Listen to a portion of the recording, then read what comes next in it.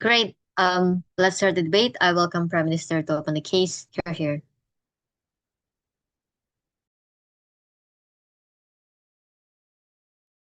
Okay, then check. Am I audible?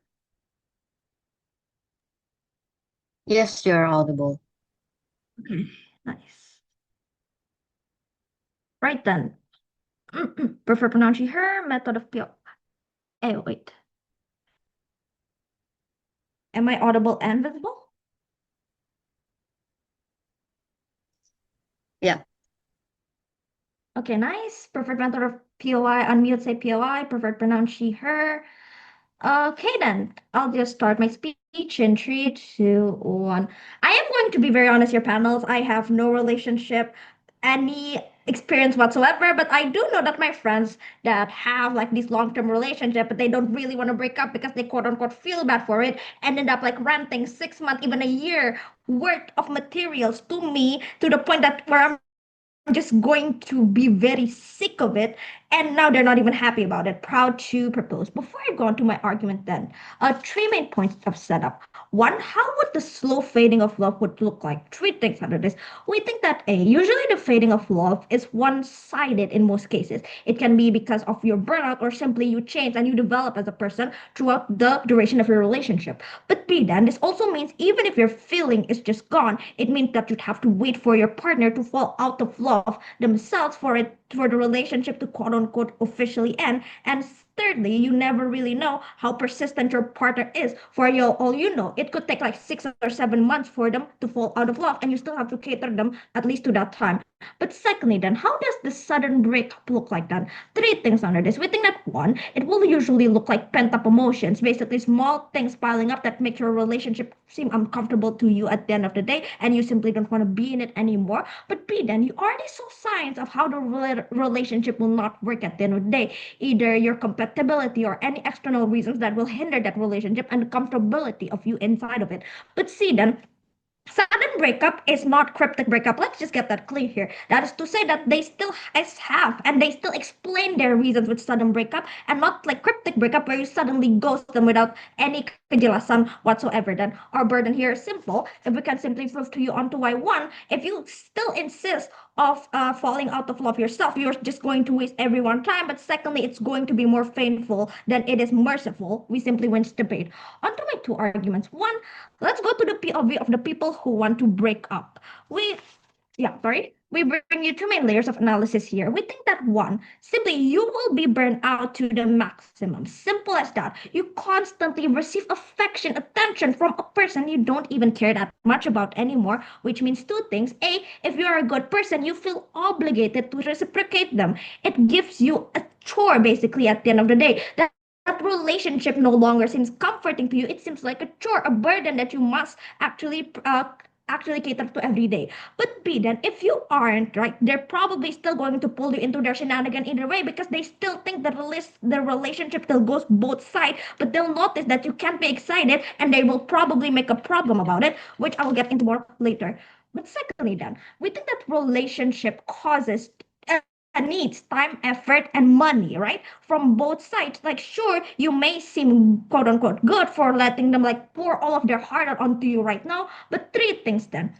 A, you're just giving them a false hope because they will constantly think that, oh, this relationship is going to be better. Oh, they're gonna reciprocate it again either way. But B, then you're just wasting their time, their effort, their money that they can use to invest into other things for themselves, exactly. But also, thirdly, then if you want to say something like, oh, let them have their own memories of me, etc., because we're not going to meet anymore. Exactly. When you break up, those memories are just gonna turn sour at the end of the day, and they'll just realize they're just going to waste time because you never really reciprocate their feelings. The impact of this comes in threefolds. That we think that one, there's no continuous or like pastian of your status of relationship right now because you're just being unsure. Both of you are just being unsure of what your status is right now because you aren't really sure if you have lose your feelings or not. But secondly, you yourself keep having hope that, oh, maybe he will change, or maybe this relationship will suddenly magically change for the better, even though it realistically wouldn't, which just prolongs your suffering and prolongs your burnout. But thirdly, that sure, you might feel an abundance of regret when you first suddenly break up. Let's be serious about that. But it's short term compared to the absolute of relief that you finally feel outweighing it, or the relief of finally being able to invest in things, maybe your hobbies, maybe spend more times with your family, your friends, etc., etc. The relief of that will significantly outweigh the regret that you're feeling right now. And if you do see like your ex significant other actually doing things that they love and finally moving on from you, that relief just amplifies. But before I go into my second argument, are there any points? Once, twice. Okay, I'm just going to assume there's no points.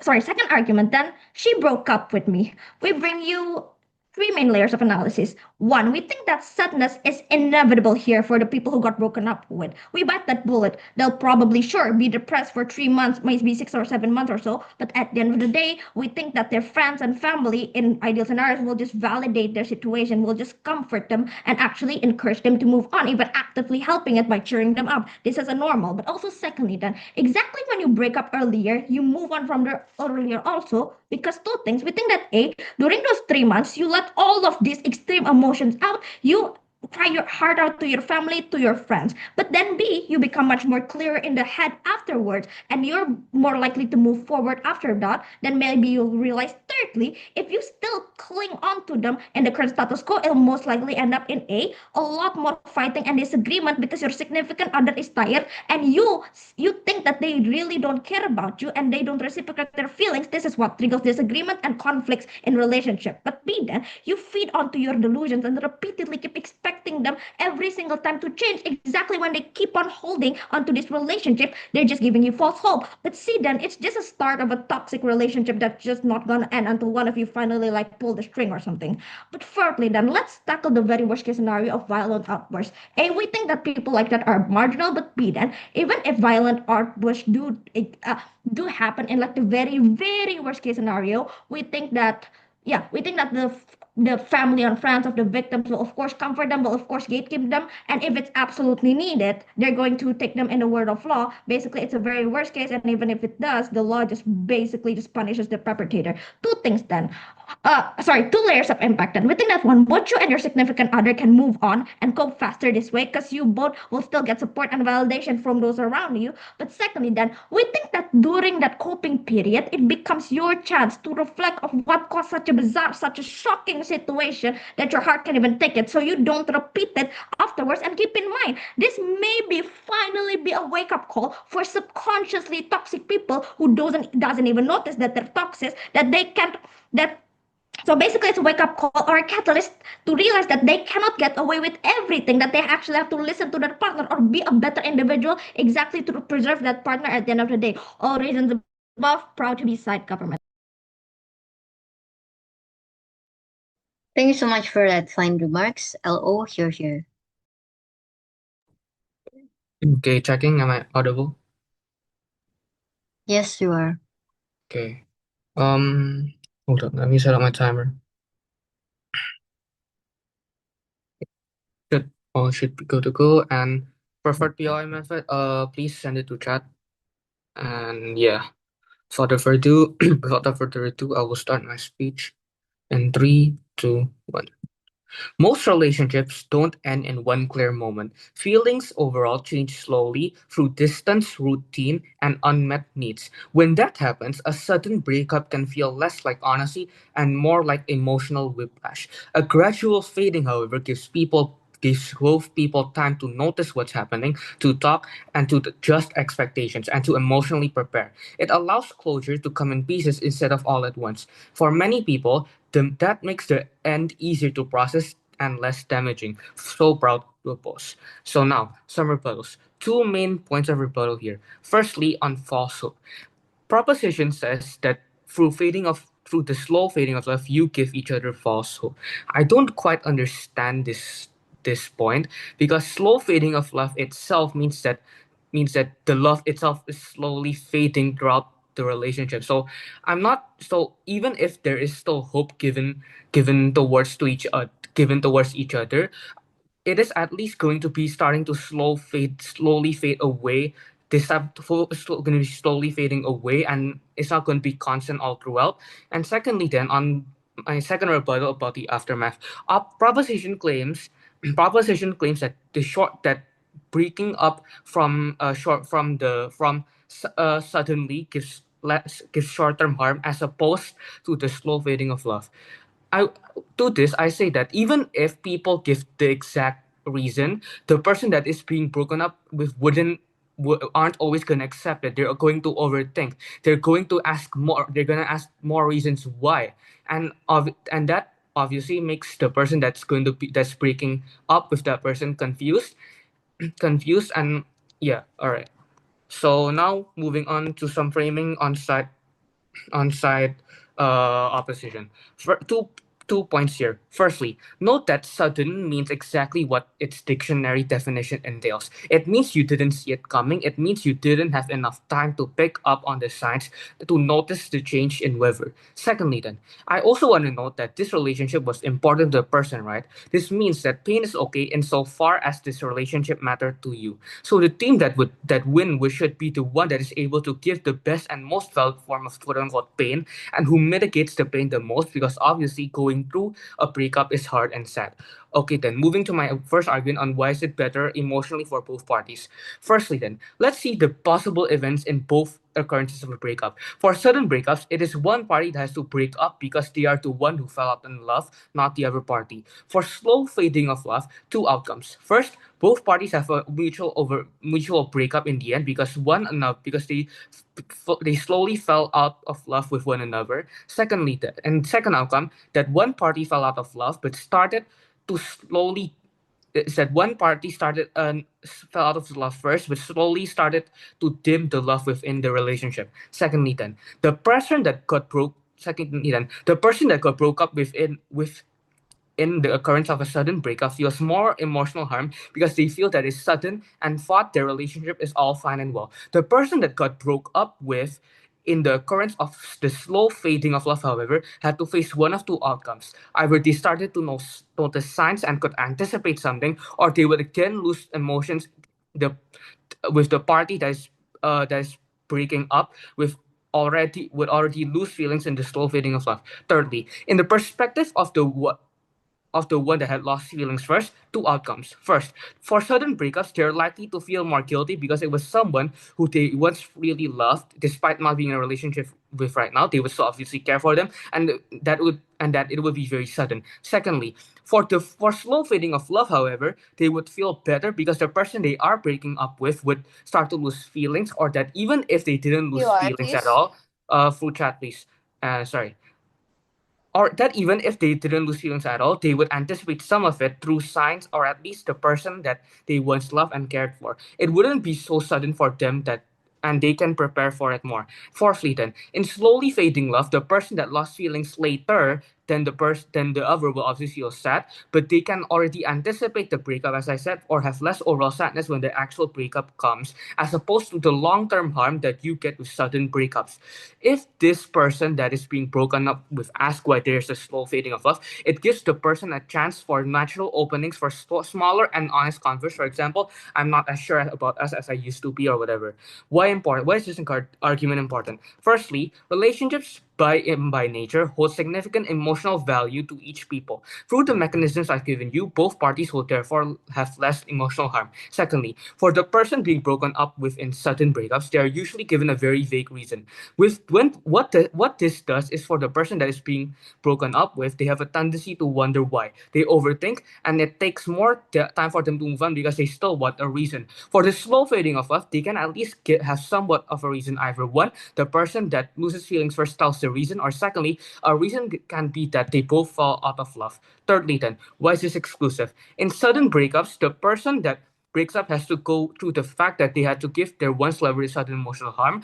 If that person had to go through a soul love, they can at least give the person they love some signs, or that the other person is being broken up with will also lose some feelings. So now, second argument on why it boosts better and why it gives better growth in the future. This is true for two reasons. First, simply because you went through the experience. Humans are an aggregate of their lived experiences. Just like muscle memory, we grow in resilience after going through a low, because going through war makes you stronger than simply reading about it. Secondly, then, going through a slow fade means that you engage with all the ugly parts of a relationship that occur through slow fading of love, like less effort in meeting up, less willingness to make sacrifices, being more immersed with people outside being more impressed with the people outside the relationship. And this means that you are more aware of what will lead to the dying of the relationship, and you are able to try and single out these characteristics within your partner to prevent this inevitable fall, and you can make sure yourself do not fall into these traps. Under our side, there's more clarity due to being in set lifting experience, diminishing marginal turns slowly over time. You get busy, and life, you are able to get over it and be stronger, and you can have more people, and you can have more venting material because you have been through more curious. If you vent to people after a really unexpected breakup, it's really hard. It's harder for them to validate you. And why is this argument important? Three reasons. First, we obviously do not want the same problem to happen again. Secondly, being more emotionally and mentally resilient is always a pro. And thirdly, you're able to fully build your own personal identity. For example, what are your boundaries, etc. For all those reasons, proud to oppose. Thank you so much for that fine speech, DPM. Here.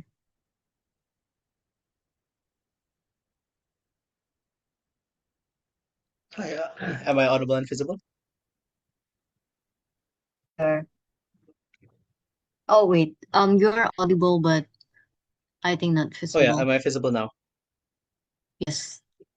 Okay, can I like take my time to go to the toilet first? Okay. Okay, thank you. Anyone else? Oh, while he's at it, I think I'm also gonna go to the bathroom. Okay.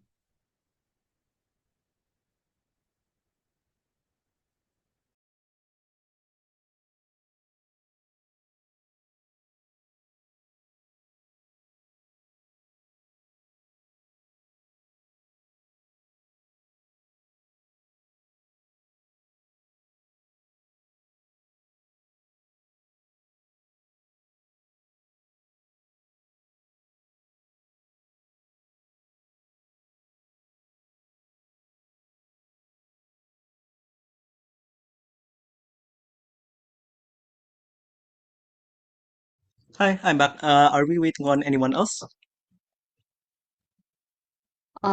Chloe, are you back? Okay. But since you're in the same team, and they're not giving a speech, I think it's Okay. okay for you to start. I'm going to be accepting POIs, especially from Mcricel. POIs through unmute. I'll take you anytime. Oh yeah, just a little preface for the judge. Me and Mcricel is actually like from the same school and we're best friends, so like don't take offense with like these kinds of call outs. Then yeah, I'm gonna start my speech in 3, 2, 1. I know Rachel hasn't spoken yet, but I'll try to give a 76 speech that preempts his speech to a 67. But then, yeah, 3 points of framing. The first one is like the reason why both worlds happens and this motion is alive is because one side is usually tired of the other. What both teams should do is simple: weigh the benefits and the harm for both actors. The second point of framing is like what is slow fading love. Note that this happens on a spectrum. That is to say, it's going to be done over the span of weeks or months or even years, where the other significant, which is persistent, and Rachel has to defend that world where they are harmed. But then the third point of like framing is that what is sudden breakup? Because I believe like LO didn't catch that quite clearly. A. Raquela told you quite clearly, they plan it out, they don't just ghost you. That is to say, the other significant, you'll at least know that he's tired of you and you get the answer on why he broke up with you in the first place. But then B, how does this actually look like? You take her on a date. You spend the last day of breaking up with him watching Netflix. You hug together. These are the types of things that can help with validation. But then I'll just take the bullet in my argument. But then, just like a preemptive on suicide and like the worst case scenario on our side. A, not that people who do suicide every day are usually the people who is like persistent on doing this. What they push is simple. What they probably push is simple. Their heart shouldn't be broken. And then like we preempted this simple thing. We give them validation and confirmation that we're the bad person and we're tired of them. But then B, B, I'm just gonna flip this. These kinds of harms are going to be likely to be done under their side. They do this for weeks and months, and they never get anything significant back to return. They feel like they're the problem because they cannot ease into their partner anymore, and they have nothing else to give to the partner. This is the exact harm that Raquel has been talking about. That is to say, Rachel, it happens more frequently under your side because they run out of options much faster. But then C, even if they try to say like, rationality, then this is symmetric and rationality over that happens over on both sides. But also the fact that we know that we are not the problem as the persistent lover means that rationality is still better under our side rather than an overthinking of months or even years. But then let's talk about the harms of a slow fading love. There are two actors. The first one is like on the person who is persistent, and the second one is the person who is tired of the other significant. Let's talk about the first actor then. For the person who is persistent, there are three sub-layers. A, note from your own significant other, there are also three sub-layers again. First thing, note that when this relationship happens, most of the time you don't know where the significant other, when the significant other is tired of you. Why? Because they give out small bits of dopamine to keep you by your side, since they don't want to break up with you just yet. This usually happens, i.e., like not responding a day and then responding the next day for a whole day, and taking these kinds, giving these kinds of dopamine bits. These are the way they keep you attracted by your side. That is to say, they're being manipulative and keeping you close by just for a quote unquote tiny spark that might happen from themselves to love them again, which is pretty bad since you harm the other significant. You make the other significant suffer this harm of like time wasting and these kinds of stuff. But then secondly, let's just say like somewhat opposition by some means that opposition has to bring, and they tell you that it's justifiable. We tell you that usually the thing that is holding back the spark isn't something that can be turned out like a click or like a button. That is to say, this will take a lot of time, which in the 90 or like 80% of cases it does happen, it still harms them. So even if it's justifiable, Richard, listen closely. The reality is, they never tell you that, they're tired of you. It means that you're defending a majority of people who never consented to this probability of being left, which we tell you is bad at the end of the day. But then the third thing is like on the comparative, why it's so much clearer. You gain both benefits. You consent to breaking up with him, and you can do other of plenty things that can bring you help. But note, in the case that she told you that there will be plenty of validation methods that can comfort you and bring you stability. I.e., your friends telling you, you made it out of that toxic boyfriend, or like you hugged your friends, you're able to binge watch, or at least your friends can keep you busy by taking you out on like a ski date with your friend, or like ice skating. These kinds of things are what makes you busy. But then B, let's talk about internally why it's harmful for you. Two things. The first thing is like it's pretty obvious that you're gonna always think that what makes him so unresponsive to me? Like these are the types of overthinking that disturbs you and affects your day-to-day life, even under opposition. You feel like you're sluggish, you cannot focus, and this is bad mentally. You can be depressed. These are the types of things that happens from overthinking. We are going to come up that benefit. I'll take you later. But then the second thing is that the cost opportunity is something that also needs to be weighed here. That is, say, months of time wasted compared to like 2 weeks of being used for productivity, taking out the other 2 weeks that you're crying because of like breakup. Productivity and like the cost opportunity that you could have get to do something better for yourself is something that we should weigh over here. But then sure, let's take the POI. Yeah, so don't you think you are able to have more like clear view of why you have more autonomy when you end a relationship after a slow fade because you choose to opt out of that slow fade as opposed to if it's a sudden breakup that's forced down your throat? Okay, but then they never tell you what's wrong with you. They never tell you what's wrong with them. They never consented to this long fading of time. They never wanted this to happen in the first place. I'll just extend on this later. But then see, on the external part, on why you get harm and like harm other people also. There are three things. Firstly, generally this comes from your friend that condemns you, i.e., why are you still with a toxic boyfriend? You know you're not doing anything good for yourself. You should be ashamed. These are the types of harm that exist from even your close one nonetheless. But then secondly, note that your own self can affect external people. That is to say, your bad mood affects other people. Whenever they go out with you, you're always overthinking and this ruins the whole mood. This is why the harms comes in both ways, for you and also for others. But then the third way is that it's harder to validate venting for 6 months straight. This is harder for other people. This doesn't just include you trying to get a clear head of you. This you also drag in other people to be harmed, you know? You have to like, did I do this wrong? I mean, these are the types of things that ruins a friendship, that ruins a relationship. These are the types of things that we are trying to protect them from. The second point of my substantive is like for the people who is tired, for the person who is tired of their other significant, two things. A, why doesn't it benefit you? the first thing they tell you that at least they can anticipate. I don't get the benefit of like anticipation because they know that the future they have an impending doom of breakup. But then secondly, it doesn't mean that you will give answers on why you're having a slow fading love. This is why we symmetrize on questions and overthinking. But then the third thing is like flipping this. The anticipation is worse because you're gonna be crying every single day before breakup and crying again after breakup because you cannot save this relationship. This is why the harms are worse now and future. Now, B, why is it better when you do this? The first thing is like you give the autonomy for the other significant to at least know that they're not playing in the probability where was a straight up ghosting. At least the benefits that RK brought of having the ability to focus on other things are still ultimately better than wasting months upon months on an unequal relationship. But then secondly, at least you can gaslight yourself that like, they have no commitment. He's the bad one. He's the one that ghosted me. These are the types of things that happen when from gaslighting your own self. This is what we propose. This is what we champion. Thank you so much for that fine speech, Government Whip here.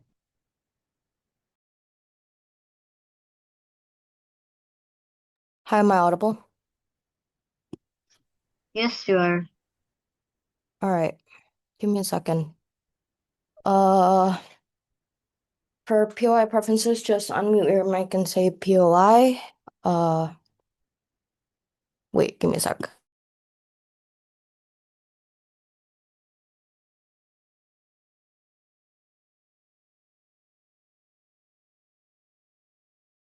Okay.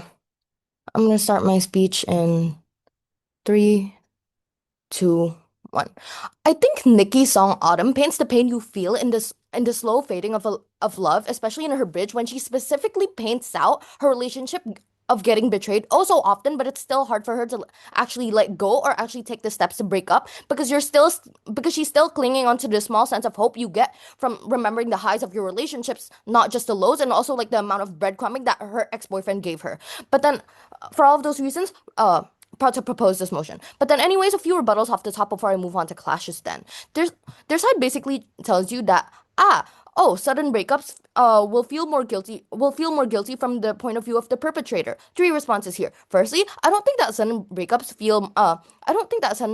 feel more guilty from the point of view of the perpetrator simply because these people have probably already internalized that I'm already doing what's right for both me and my partner because based on my judgment, I know that both of us won't work out at the end of the day.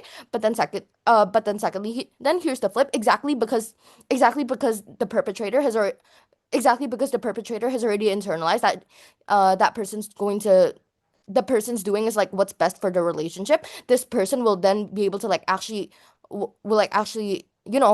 improve as a person better, like be able to like be more productive in the future and actually move on. Same thing for the person getting broken up with. But then they try to walk into this debate by saying, there's going to be more time to prepare for the breakup under our side of the house so people won't feel as much pain. I have 4 responses here then. Firstly, I don't think it's likely for all of this to happen because both sides are still at a limbo of not knowing if this relationship will actually turn to the better or not, right? But then secondly, but even if it's true that there will be a certain side that can like prepare for the breakup, the benefit is probably one-sided only, right? Like this benefit is mutual, one-sided only. That is to say, the only person that actually gets the benefit of like breaking up is the person who is planning the breakup. But anyways, this benefit is symmetric under both sides of the house because under our side of the house, the person breaking up with their partner, will probably already have it planned as well, right? So these people are probably also prepared for the breakup anyways. But here's the flip. Under your side of the house, people will still struggle to justify their choice to break up with their partners because the reason they're in that position in the first place was their inability to actually make up their minds and call it off, right? I'll touch on this later in my clashes again. But let's talk about the person getting broken up with then. I think that sure, these people don't have the same amount of time as like the doers to actually prepare for the breakup because obviously they weren't the ones planning it, right? But anyways, we already told you in our PM speech that it's still likely for these people to still be able to predict the breakup from happening because even though the breakup is sudden the breakup is sudden, the sign and like the signs are not directly visible that you're gonna get breaking up with, you probably are already feeling the signs yourself, right? You already know that this relationship's not going to work out because maybe he likes A and I like B and like our values clash or whatever, but because you quite literally lack the feelings anyways, it's still better under our side because it's faster anyways. But onto their point on life lessons then. They they brought up the comparison of uni apps like versus long-term breakups. I think this picturization is firstly silly because a uni app rejection is something that's more similar to like a sudden breakup, right? Because these universities don't actually keep you hanging. I don't get this point. But anyways, let's still engage to this. I don't think learning life lessons are still likely under your side of the house because when you're in a long-term relationship, when you're like constantly getting breadcrumbed and you're constantly means you're like probably constantly stressed anyways, right, about your relationship. Their DLO has already mentioned this herself that oh, these people are likely to be stressed, these people are like likely to be irrational or whatever, which means what? The people under your side of the house aren't even rational to begin with, right? They're unlikely to actually be able to internalize the lessons that they learn within that relationship because they're constantly in a state of like trying to justify their partner's actions because they're still getting hanged with the hope that oh, maybe this relationship might turn for the better, right? But then but then they but then moving on, they try to tell you that oh, it's going to be harder for your friends to like actually validate your feelings when you want to vent about something because the breakup is sudden. Three responses here. Firstly, I don't think this is true because a person is more likely to actually be there for you for I don't know, say when you crash out for a week in comparisons like 6 months of you ranting about your pains and suffering and your bum relationship, right? That has no certainty of ending anyways. But then secondly, the fact that it's sudden allows people to actually understand the urgency of you needing support in that certain time frame. Because like imagine like, oh no, my best friend just got broken up with. I need to help her pick up the pieces right now ASAP because like yeah, she just got broken up with. But then here's the flip. Your friends are more likely to get pissed at your rant and vents of your bum boyfriend that you seem to not want to break up with because there's no clarity in the relationship, right? I've told you this before. So like picture this, right? You have a best friend whose relationship is absolutely doing horrible. You told her already that she needs to leave, but she still doesn't leave because she's still eating the breadcrumbs that are being left behind by her bum boyfriend. And she's like constantly thinking of like, oh, but the highs like outweigh the lows anyways. Like maybe it's going to take a turn for the better. Would you be pissed at her for not wanting to listen to your advice? Because yeah, me personally, I would beat her for still staying with her boyfriend. But then anyways, moving on to our clashes then, basically on like the intensity of pain versus like the amount of pain that's getting prolonged and like the process of like love fading, right? Let's compare both worlds here and prove why our case still stands even in our worst case and why their benefit is minimal anyways. Let's take their best case first against us, which is aha, sudden breakup causes more intense emotional pain in the short term, right? Four responses here. Firstly, sure, we are willing to concede that the emotional pain you feel here is much more intense, but I think this isn't actually a problem exactly because a sudden breakup concentrates the pain into like a clear time frame where you can actually experience it all wholly, right? People under our side will be able to experience the 5 stages of grief faster anyways. These people will be able to grieve and process their feelings faster. That is to say, these people begin the stage of acceptance faster as well. The comparative under your side is like the slowed fading of love will still be pain inducing to both sides of the relationship, but no one in the relationship actually knows when this pain will stop. The pain is prolonged for, I don't know, months and months or like years, allowing these people to keep feeling the anxiety and uncertainty of like, oh, when will I stop trying anyways? But then secondly, our side of the house actually provides like solvency of like your emotional state while your side doesn't give that, right? The clarity you get under our side allows for things like, for example, healing, which is key for actually moving on with your life and doing more productive things in the future. Simply because like when this type of love like ends suddenly, both sides of the relationship actually understands, right, that the relationship is over and they can start shifting their expectations to something new rather than having to keep wondering like, will I get a second chance? Will I be able to experience the highs of this relationship again or not? Meanwhile, the slow fading under your side of the house doesn't actually give any closure for both parties. I think this is true for three reasons. A, the ambiguous nature of still being in a limbo of this relationship. That is to say, even though the affection of your or feeling of being in love under your side never gives any side of the relationship the clarity of yeah, the relationship is over. Which means what? Under your side of the house, both sides of the relationship will still be somewhat emotionally invested in the relationship because one side keeps like breadcrumbing while the other doesn't, right? But then B, the person left behind has to constantly try to decipher all of the mixed signals they get from the other person. This looks like me wondering if my current boyfriend will ever go back to himself when he was still courting me. I'm out of time. For all of those reasons, propose. Thanks so much for that fine remarks. Next, I call upon opposition whip. Here. Hi, am I audible? Yes, you're audible. Okay. Um,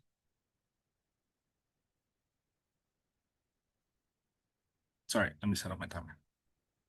Okay, yeah, I'm turning it on.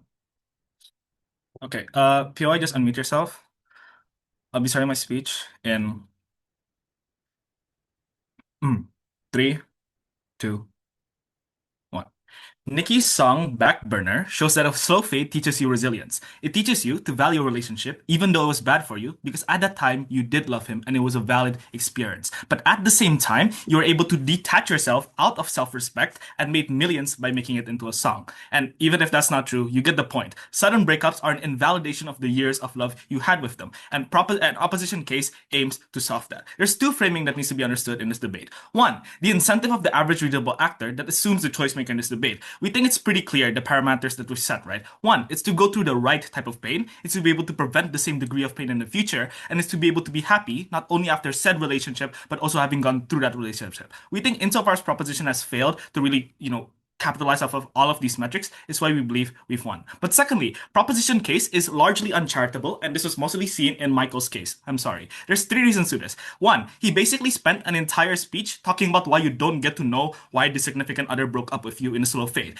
Because, literally think about it, right? Communication literally exists at a point in which you do have to break up at some point, and there's going to be a talking stage there. You can literally see the signs insofar as you see that this person is giving you less effort, he's giving you less sacrifice, and that shows that there's visible less love to you as a person. This is how we engage with their best case of them getting knowledge of the breakup, right? It just simply isn't enough, right? But secondly, he assumes that we are the toxic boyfriend, and their boyfriend, for some reason, is an angel. This is not how debates work. You have to be charitable. You have to assume the same for us because slow fade could literally not just mean a toxic relationship, it could also just mean a loss of interest with a strong willingness to try and recuperate, but at the end of the day failing because you just simply aren't meant for each other. But lastly, this means that we have been very charitable from the start panels. We have already engaged with their scenario, even in instances when both actors are free from moral misdeed and why it still largely gets outweighed by our positive case. And I'm going to continue to do this in my whip speech as well. There's 2 clashes to be said in this debate.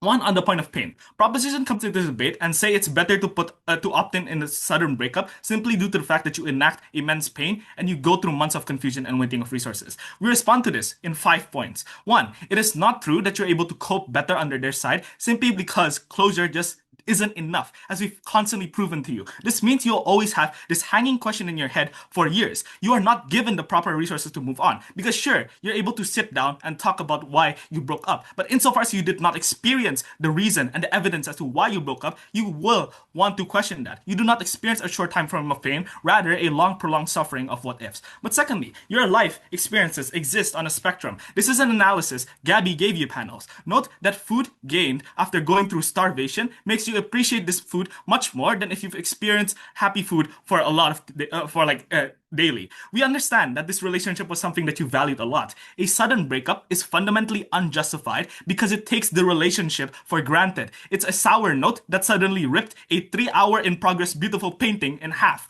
We believe that going through the pain is a testament of how important this person was to you. It allows you to be able to opt into the process of grief in a much more healthier way simply because you're equipped with more closure and more essential knowledge of what exactly went wrong in the relationship because you have been through that pain. This is simply crucially important because in absence of a low in your future, you will take relationships that you have gotten for granted going into the future. The impacts to this are obviously bad because 1, you don't appreciate the current relationship that you have just opted out of. 2, you are likely to take future relationships for granted. And 3, you are not protective of yourself, and that leads to the very harm they said about toxic boyfriends. We think insofar as you POI. will live life much more less beautifully is why it's bad later. 3, on the point of the fact that you couldn't choose, right? This is like one of their biggest contentions to our claim. This is really easily flippable. As I said in my POI to Michael, the reason we're able to have agency to opt out of the relationship under our side is simply due to the fact that we are given the ammunition to want to respect ourselves. We see the loss of effort and sacrifice. We see the loss of interest. And for those reasons, we leave. Because in a charitable scenario, even your friends or yourself will realize that at some point, all of this breadcrumbing means that they just simply do not have interest for you. Let's look at their scenario then. The reason you have less agency under their side is because you're just given this breakup contract, you don't let it marinate, and you're just confused at the end of the day. The reason and lastly, they cannot shake off the harm of a sudden breakup, right? Because it won't be a happy note of ending on Netflix together, because Michael would sure love that. No, we think in a realistic scenario, if you're only told akin to a person giving you a paper explanation explanation of why they wanted you to break up or why you were fired from a certain job. The reason you just don't accept that at face value is because we are human, guys. We want evidence that we have not seen, that we have simply not experienced. So actually, we flip their case on overthinking by saying you will much more overthink when you don't get closure, and all you get is a simple like word service, lip service to say, oh, we did XYZ things, we're not compatible, but like exactly why and like exactly what is the actual real world evidence you don't get. But before that, POI. First thing, how do you propose the evidence and the late stages? Secondly, the question is only answered at the end of the slow fading fade because it's weird when you ask it in the middle of a process and you stay in the relationship.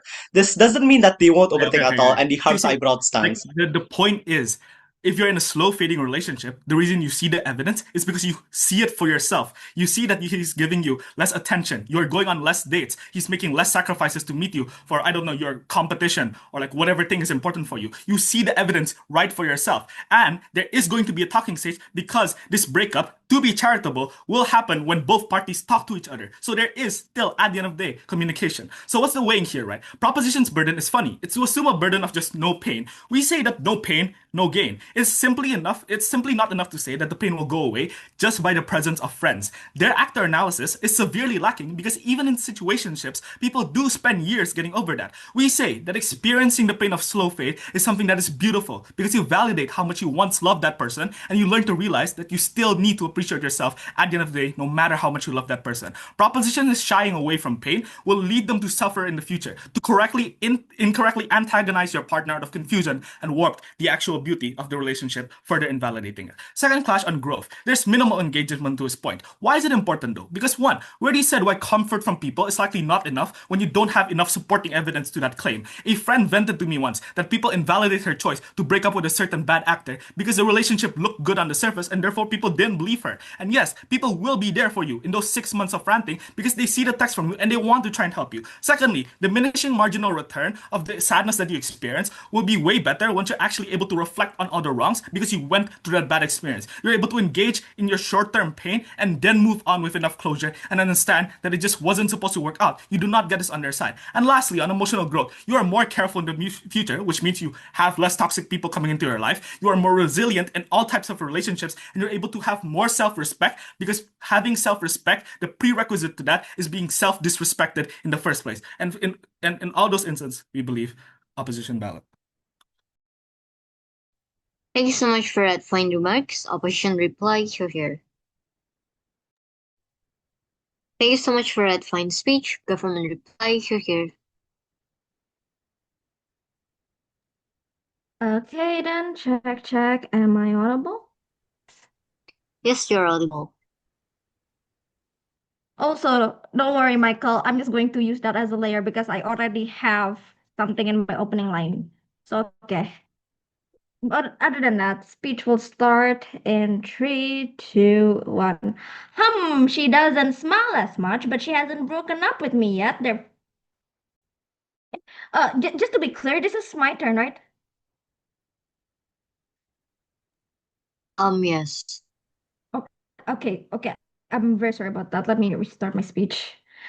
Sorry, restarting my speech in 3, 2, 1. She doesn't smile as much, but she hasn't broken up with me. Therefore, she still loves me. Proud to propose. Before I go into my 2 clashes, 4 main things that I'd like to point out. One, usually when someone loses feelings, the significant other, sure, they can be tired, but the question is again, like my second stated, when, for all we'll know, it could take you years. But secondly, opposition is being quite half stance in a part of their case because, like, if only you are falling out of love and break up, but your significant other is not, that's still a sudden breakup, at least to them. But thirdly, then entire opposition whips case is flippable, and I'm exactly gonna do that in my speech. But fourthly, what growth will you get when you spend so much time clinging onto something that literally does not exist anymore? But then there are 2 clashes here. One on reciprocation. They try to claim that even if it's one-sided, it's still a relationship, therefore it's still valid. We say that this is just a prerequisite of toxic or hostile situationships. When it's one-sided, you're going to be annoyed when you see your significant other not as excited or not as invested as you. This is what triggers conflict. This is what triggers discourse and fights in relationship, and reason why sometimes marriages will collapse and fall. This is inherently harmful for both sides of the relationship. And sure, here's the thing: people can be good. Both of these people can be good individuals. But here's the thing: if the relationship simply isn't working, isn't snapping, it can still indeed be a toxic relationship at the end of the day. They that secondly, they try to claim that sudden breakup is the least validation of love. We say that it's the exact opposite because it's much more invalidating when you don't reciprocate their feelings and you don't inherently appreciate their efforts. Now that's invalidating for their love and their efforts overall. And here's the thing, Banal, just to be clear, what Michael is trying to say here is evidence is not proof that they don't like you per se, but evidence is a proof that there's have something on their back that's holding them back to love you. It's a clear sign, it's a clear telling of what you like. You don't necessarily lack anything, it's just them that's the problem. It's exactly what we're trying to tell you since P1. And here's the thing, panel. Sure, peeps would take months to recover, we admit that, but I would rather hear 1 to 3 months of breakup ranting rather than 6 to 7 to a literal year of venting of people trying to preserve their relationship, which is just now equal to nothing. On to my second question regarding guilt and outbursts. They try to claim that our significant other will start asking questions. We say that as long as it's just why and not can we go back or something, we think it's fine. Like we've said, sudden breakup is not cryptic breakup. You're not leaving them without telling why. You give them the reasons, then leave. But how you perceive the answer as the significant other you get is up to you. It's always clear, but your emotions are just jumbled. This is why we give you a moment to actually maranong, for example. Sure, the most ideal situation is for you to look eye to eye. This is the most ideal, sure, we admit that. But since most cases, realistically, it's just going to leave an unanswered question because you never really know what the right time is since you don't know each other's feelings anymore. But secondly, they try to claim that, oh, people will be overthinking, yada, yada, yada. We say that overthinking is worse on your side because you try to walk in that thin line that would not hurt their feelings like we've said in P1 and not bursting out on them too much. On our side, you sure overthink for 3 months, but in your side, when you preserve, you overthink for nearly a year just to cling onto them. But lastly, then, they try to claim that we'll take every single relationship for granted. We simply say no because of two things. One, what's the likelihood of this case? But also, secondly, really, it depends on the characterization of the person because sure, playboys, playgirls might do such a thing, but we think that a normal person, which is rational, they seek a relationship to seek comfort, to seek the love of their life, and rationally, they would want to keep this as long as possible if it is probable. But if it's not, then unfortunately, you have to opt into our case. Or yeah, they have to opt into our case, right? That is to say that I'm so proud to be said, Gabriella.